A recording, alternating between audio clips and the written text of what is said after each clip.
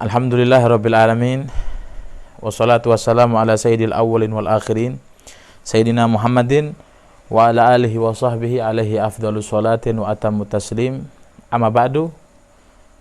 Para ikhwan dan akhwat, alhamdulillah kita mendapatkan untuk bisa bergabung pada media dakwah Al-Habib Ridha bin Syekh Habib, dan semoga nantinya kita mendapatkan manfaat dengan apa yang saya utarakan atau dengan sharing agama yang kita bicarakan, dan semoga mendapatkan manfaat dan menjadi ilmu yang menyebabkan indahnya hidup kita dunia sebelum di akhirat.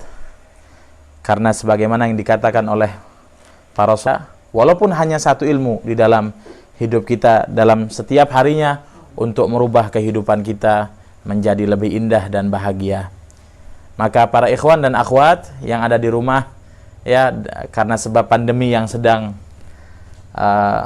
menjadi musibah bagi kita semuanya, bagi dunia bahkan, ya. Namun ini jangan menjadi sebab kita semuanya tidak bisa untuk mendapatkan ilmu dengan hadir-hadir majelis di masjid atau di lembaga-lembaga dakwah, ya.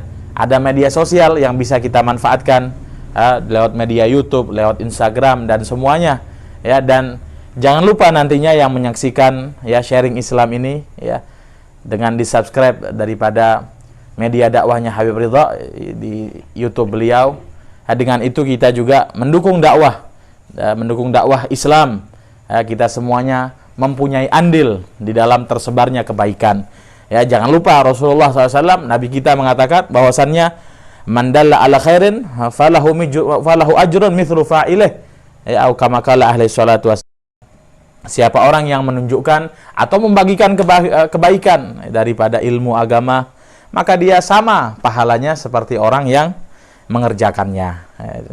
Maka dari itu kita berharap, dan alhamdulillah kita semuanya masih dalam keadaan sehat walafiat. Kita semuanya masih berada di dalam agama Islam yang bahwasannya dikatakan nikmatul Islam a'lan nikmah, berada di dalam semuanya untuk tidak keluar daripada bulan ini, melainkan kita sudah mendapatkan ampunan Allah, kasih sayang Allah, dan dibebaskan daripada nerakanya Allah Subhanahu wa ta'ala. Para ikhwan dan akhwat yang ada di rumah, bahwasannya apa sih tanda, kalau ada orang yang bertanya, kemudian apa sih tandanya kita itu keluar daripada bulan Ramadan membawa kesuksesan? Tandanya apa? Tandanya yang terbesar, bahwasannya hanya satu tanda, ya, tanda yang terbesar, dan ini adalah inti daripada segala kebaikan. Bahwasannya kalau kita semuanya ingin mengukur diri kita, apakah kita sukses atau tidak di bulan Ramadan ini, atau kita tidak sukses, atau suksesnya dengan bantuan. Kalau ada orang sekolah ujian itu ujiannya lulus dengan bantuan, kita nggak mau. Kita lulus dengan jerih payah kita. Kita lulus memang kita sendiri yang mengusahakan untuk menjadi hamba-hamba Allah yang dibebaskan daripada api neraka. Dan tentunya 10 malam terakhir adalah malam pembebasan Allah atas hambanya daripada api neraka. Apa tandanya? Satu tanda yang menjadi inti, yaitu bertambahnya ketakutanmu kepada Tuhanmu. Mereka yang beramal soleh, ya, di bulan Ramadan atau di luar bulan Ramadan, namun amal solehnya karena dia takut atas azab Allah Subhanahu wa ta'ala, hamba itu ada 3. Yang pertama, mayya'malu khasyatal iqab wa hum al-khaifun. Yang pertama, mereka itu taat kepada Allah, mereka beribadah kepada Allah. Apalagi di bulan Ramadan, Allah Ta'ala memberikan diskon sebesar-besarnya bagi siapapun yang ingin mengambil daripada barang-barang berharga yang ada di bulan Ramadan. Tentunya kebaikan-kebaikan di dalam bulan Ramadan. Yang pertama, mayya'mal khasyatal iqab wa hum al-khaifun, yaitu mereka yang beramal soleh, ya, di bulan Ramadan atau di luar bulan Ramadan, namun amal solehnya karena dia takut atas azab Allah Subhanahu wa ta'ala, atas balasan Allah Subhanahu wa ta'ala. Bahwasannya Allah mengatakan, ya, siapa orang yang taat kepada Allah, maka Allah Subhanahu wa ta'ala akan berikan janji Allah, yaitu berupa surga. Jadi dia ingin karena dia takut kepada Allah, dia beribadah kepada Allah karena dia takut akan ada innallaha syadidul iqab. Allah Ta'ala itu maha pedih di dalam memberikan azab kepada hamba-hambanya yang lalai. Itu tingkatan yang pertama. Kemudian tingkatan yang kedua, mereka yang takut kepada Allah itu wa minhum may ya'mal raja'a tsawab wa humur rajun. Mereka yang beramal soleh, mereka menginginkan balasan Allah. Allah mengatakan mereka yang beramal soleh akan Allah ganjar berupa surga. Dia beramal, dia ingin mendapatkan surga daripada Allah dan kenikmatan-kenikmatan di dalam surganya Allah Subhanahu wa ta'ala. Kemudian tingkatan yang ketiga, yaitu wa minhum may ya'malu imtithalan lil amri wa humul arifun. Yang terakhir, dan inilah tingkatannya mereka para arif billah, orang yang mengenal Allah Subhanahu wa ta'ala. Mereka beribadah tidaklah lain hanya menjalankan daripada perintah Allah Subhanahu wa ta'ala. Intinya saya beribadah, saya disuruh beribadah kepada Allah, disuruh mengerjakan kebaikan dan menjauhi keburukan. Intinya saya beribadah. Perkara balasan Allah yang menentukan. Nah, inilah tingkatan yang paling tinggi. Paling tidak kita semuanya kalau tidak bisa berada di tingkatan yang paling tinggi, kita berada di tingkatan yang pertama. Agar kita semuanya tercatat sebagai orang-orang yang takut kepada Allah Subhanahu wa ta'ala. Karena ketakutan kepada Allah ini adalah suatu hal ya yang menjadikan seorang hamba itu sukses ya, sukses di dalam memeluk agama Islam tersebut. Islam tanpa takut kepada Tuhannya maka tidak akan berarti di sisi Allah Subhanahu wa ta'ala. Dan dikatakan juga oleh Rasulullah sallallahu alaihi wasallam dalam hadis, beliau mengatakan bahwasannya thalathun muhlikat wa thalathun munjiyat. Ya, 3 perkara yang menyebabkan seseorang itu sukses, ya, seseorang itu diangkat derajatnya oleh Allah Subhanahu wa taala, 3 perkara. Yang pertama, khasyatullah fi sirri wal alaniyah. Yang pertama, seorang hamba itu takut kepada Allah baik ketika dia berada bersama orang lain dalam keadaan ramai-ramai, dia tetap takut kepada Allah ya. Dan baik dalam keadaan kesendiriannya. Karena kadang ya ikhwan dan akhwat sekalian ya, manusia itu ketika berada di tengah-tengah manusia dia menjadi seorang ahli ibadah, seorang yang rajin gemar dalam ibadah. Namun ketika sendiriannya tidak ada yang melihat dia ketika maksiat, maka apakah mungkin dia masih bisa taat kepada Tuhannya? Kalau dia masih bisa taat kepada Allah dalam keadaan kesendiriannya, maka dia akan diangkat derajatnya oleh Allah Subhanahu wa taala. Kemudian yang kedua yaitu al-iktisad fil faqr wal ghina.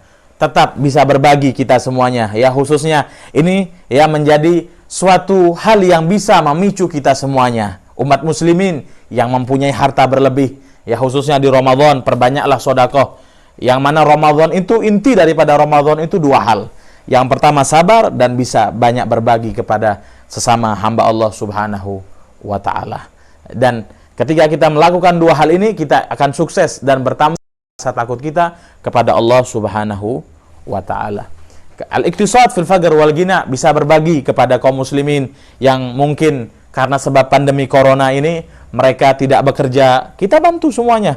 Kita bantu semuanya dan jangan dijadikan harta kita itu nantinya yang bisa menuntut kita di hadapan Allah karena sebab tidak manfaatnya daripada harta kita itu. Ada suatu hadis yang mungkin bisa menjadi tolak ukur kita agar kita semuanya bisa membantu saudara-saudara kita sama muslim. Rasulullah SAW mengatakan bahwasanya digambarkan oleh Nabi nanti ketika orang-orang kaya yang hartanya tidak bermanfaat ya untuk saudaranya, untuk kaum muslimin, untuk hal-hal Islam, maka ketika dia meninggal dunia, nanti ketika dia masuk ke dalam nerakanya Allah, ya, harta itu diibaratkan seperti ular yang akan melilit daripada badan hamba tersebut ya, dan dia menggigit sampai habis daripada badan orang itu, kemudian dibalikan lagi sama Allah, dijadikan tubuh lagi, digigit lagi, dan seterusnya ya, sesuai dengan harta yang kita simpan.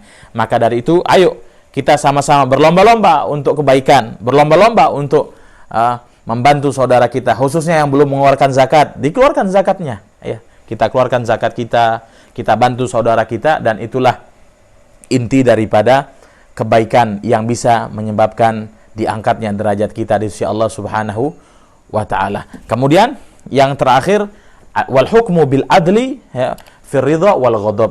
Ya, yang terakhir yang bisa menyebabkan diangkatnya derajat kita di sisi Allah Subhanahu wa taala yaitu menghukumi manusia dengan adil ya ketika kita suka dengan dia dan ketika kita benci dengan dia. Karena terkadang ada orang ya yang ketika dia suka dengan orang tersebut dia berikan keringanan ketika dia memberikan hukum, ketika dia jadi hakim dan lain sebagainya.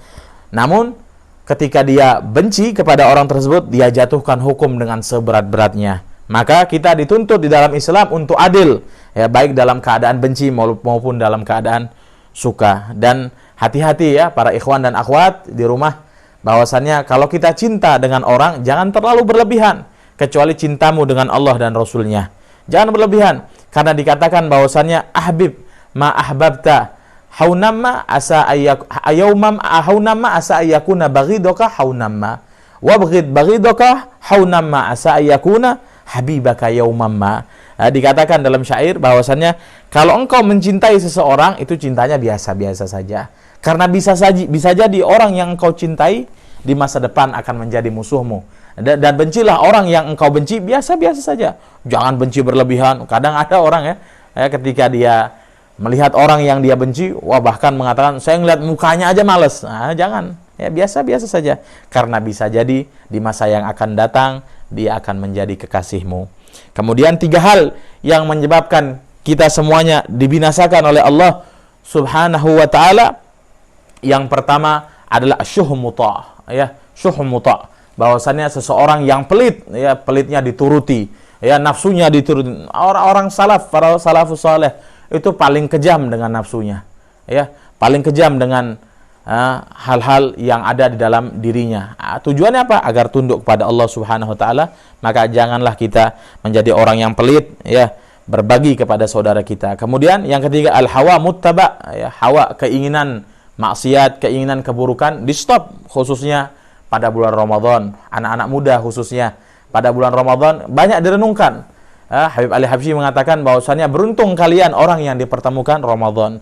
Mereka orang-orang, berapa banyak di antara saudara kita yang di tahun-tahun sebelumnya masih bersama kita, namun pada saat ini tidak dipertemukan lagi oleh Allah Subhanahu wa taala. Maka kita gunakan, ya, nafsu kita diberhentikan pada saat ini. Di stop dulu, ya, di stop dulu, diatur dulu sebagaimana kisah-kisah para salaf terdahulu, seperti Al-Habib Abdul Qadir Al-Habsyi. Beliau bahkan dalam riwayat dikatakan tidak minum air es selama 40 tahun. Kenapa? Karena nafsunya suka dengan air es, ya.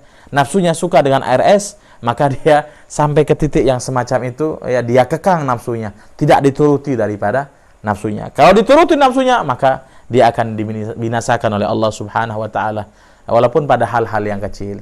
Kemudian yang terakhir yang bisa menurunkan, membinasakan derajat seseorang itu bahwasannya ijabul mar'u binafsih, ya. Seseorang hamba yang berbangga dengan dirinya, ya, bangga dengan amalnya. Jangan pernah berbangga dengan amal kita sama sekali. Seakan-akan kita semuanya tidak mempunyai amal di hadapan Allah Subhanahu wa taala. Sebagaimana Al-Habib Abdullah bin Husain bin Tahir, beliau mengatakan bahwasannya ya Rabbi ma ma'ana amal. Habib Abdullah bin Husain, beliau mengatakan, ya Allah, saya tidak punya amal. Saya tidak punya apa-apa. Wa kasbuna kullu zalal lakin lana fikal amal tuhil idhamar ramah. Padahal Habib Abdullah bin Husain bin Tahir itu beliau dikatakan sholat duhanya aja hatam Al-Quran 10 juz, ya. Dan beliau sholat malamnya luar biasa. Kita tahu ilmunya luar biasa. Bahkan beliau rajanya di antara salah satu abadilah sab'ah. Namun beliau tetap merendah kepada Allah, seakan-akan beliau tidak mempunyai apa-apa di hadapan Allah. Maka para ikhwan dan akhwat, ya, jangan sampai kita termasuk di dalam 3 golongan, dan tempatkan diri kita pada 3 golongan yang bisa mengangkat diri kita untuk diangkat derajatnya oleh Allah Subhanahu wa taala. Dan yang terakhir, ya, terakhir kita banyak melihat daripada kisah-kisah bagaimana takutnya seorang hamba kepada Tuhannya. Ya, dikatakan kalau kita mau mengambil kisah daripada Sayyidina Abu Bakar, ya Allah, takutnya kepada Allah luar biasa.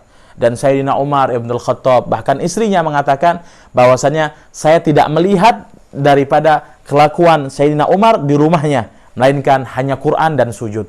Quran dan sujud dan seterusnya. Dan di tengah malam beliau selalu menangis bersimpuh kepada Allah Subhanahu wa taala karena takut akan azab Allah Subhanahu wa taala. Dan Sayyidina Ali bin Abi Thalib juga begitu.